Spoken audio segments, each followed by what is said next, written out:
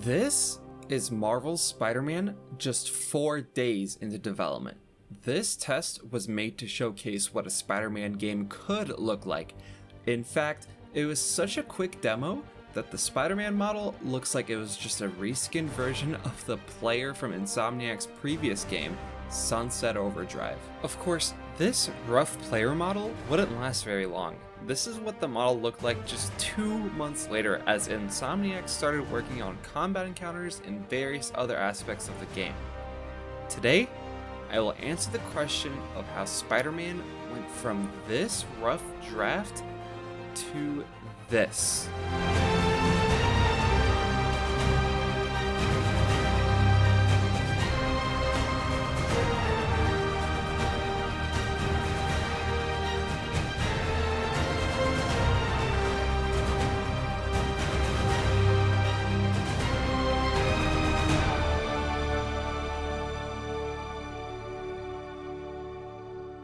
Before we dive into the development of the Spider-Man game this video is about, we have to look at what came before the game we all know and love. In 2014, Insomniac released Sunset Overdrive, a third-person action-adventure game with an emphasis on velocity and traversal. Does this sound familiar already? The traversal in Sunset Overdrive was a great aspect of the game, allowing the character to chain jumps, move on rails, and of course, wall run.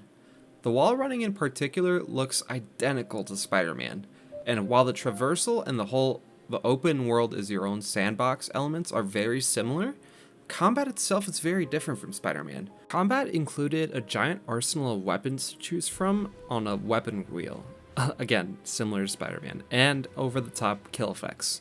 You can see a lot of similarities already between this game and Spider-Man, but again, the combat was just completely different, which is where Insomniac focused their efforts on extensively during the development of Spider-Man. Before any work on the combat mechanics had begun, Insomniac made a list of requirements of what combat should look like.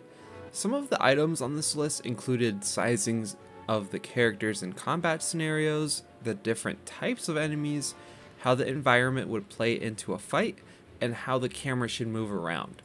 All of these items in the checklist were put together into this proof of concept from March of 2015. This proof of concept is more like a cutscene showcasing what the designers wanted the game to play like without actually creating the systems for it just yet. Again, this is just 3 months into development, and in game dev, you start out by showcasing different ideas and combining the best ones into the final product. In this clip, we also see a slightly more refined version of the Spider-Man suit that I showed you guys in the intro. This one has less Sunset Overdrive and more nostalgic superhero vibes.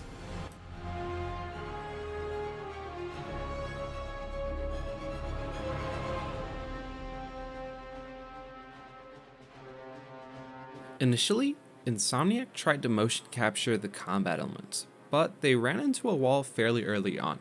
The mocap combat was too human. After all, this is a game about a superhero, so they had to go through many different iteration steps. In these clips, you can see a more arcadey combat system, which I personally love, but again, it didn't feel like Spider-Man. They wouldn't be able to sell the player on the fact that they are a supercharged human. Also, as a side note, I love the way the Spider-Man model looks in this prototype. It looks very similar to what Andrew Garfield's Spider-Man suit looked like in The Amazing Spider-Man 2.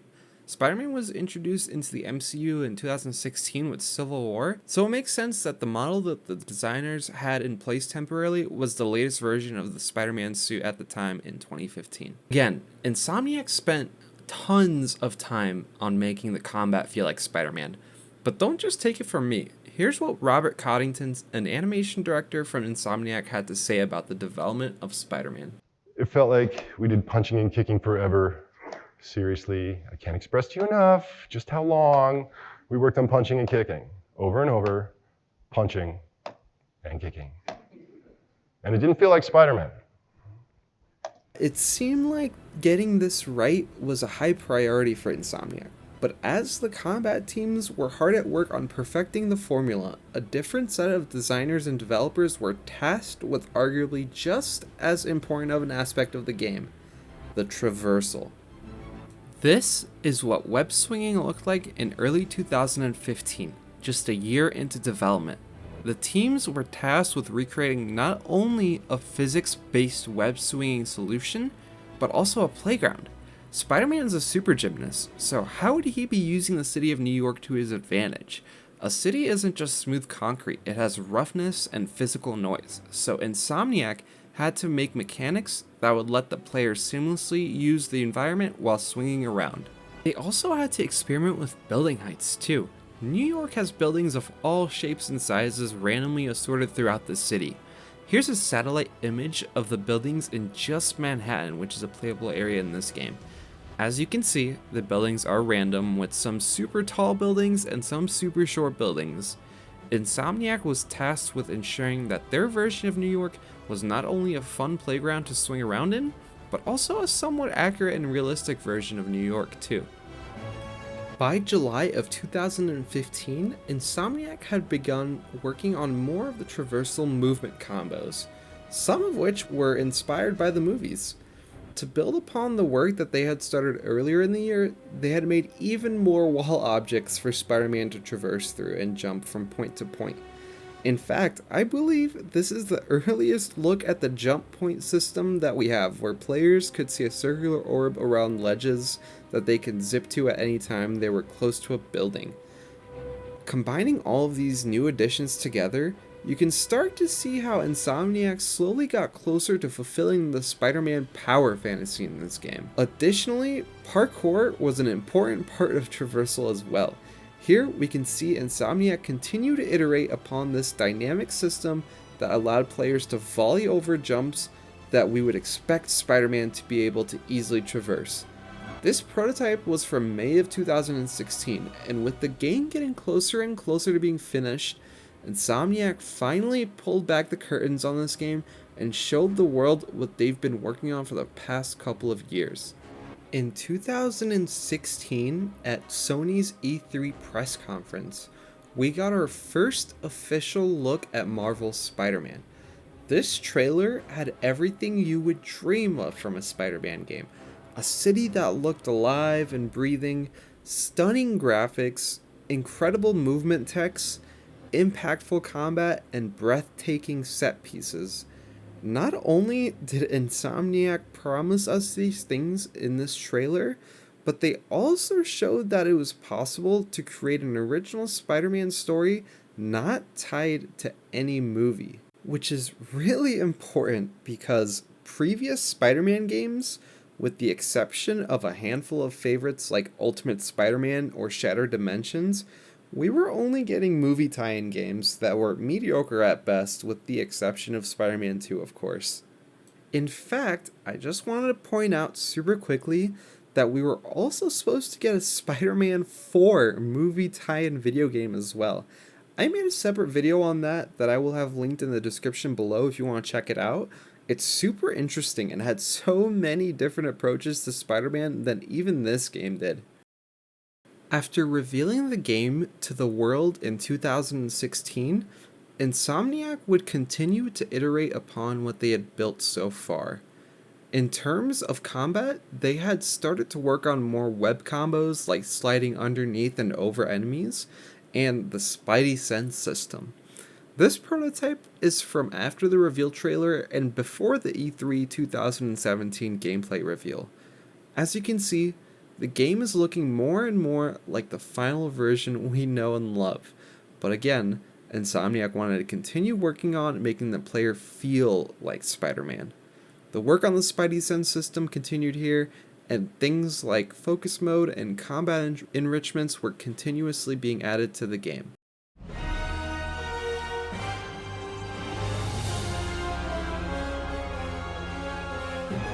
All of this work culminated in a breathtaking showcase that would leave a lasting impression on gamers everywhere. During E3 2017, Insomniac Games took the stage to unveil an extended gameplay demo for Spider-Man.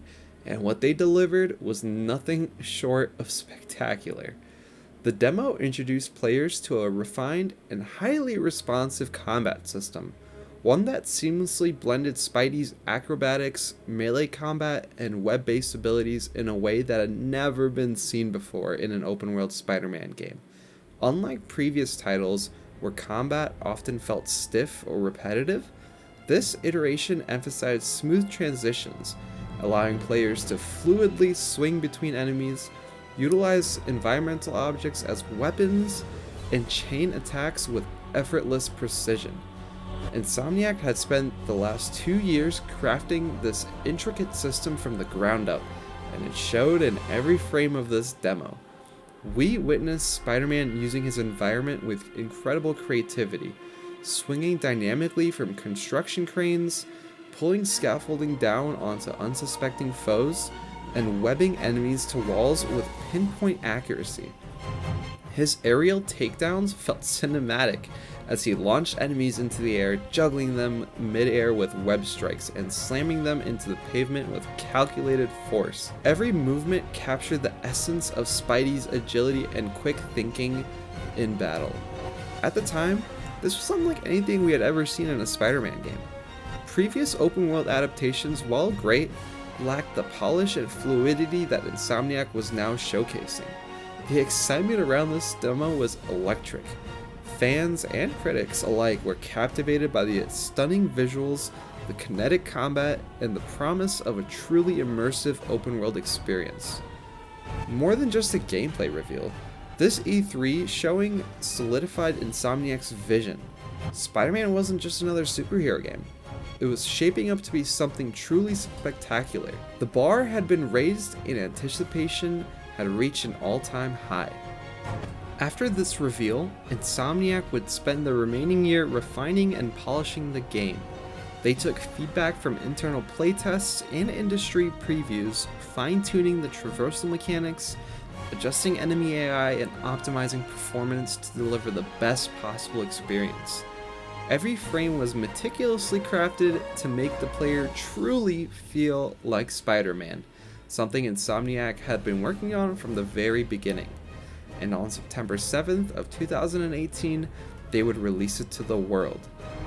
The game was an instant success, receiving widespread critical acclaim for its exhilarating traversal, engaging combat, and heartfelt story. Fans and critics praised how Insomniac perfectly captured the essence of Peter Parker, balancing his superhero responsibilities with the struggles of his personal life. The open-world New York City felt alive, brimming with side activities and Easter eggs that rewarded longtime Spider-Man fans.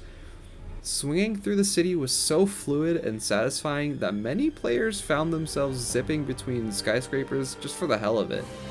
I hope you guys enjoyed this video. And if you can't tell, I love Spider-Man video games. Be sure to drop a like down below if you want to see more content like Spider-Man, and if there's any game you'd like to see me cover in the future, feel free to leave a comment too. It may not seem like it, but I do read a ton of your comments. Also, I would really appreciate it if you subscribe to my channel. It allows me to make more incredible content just like this. Thank you.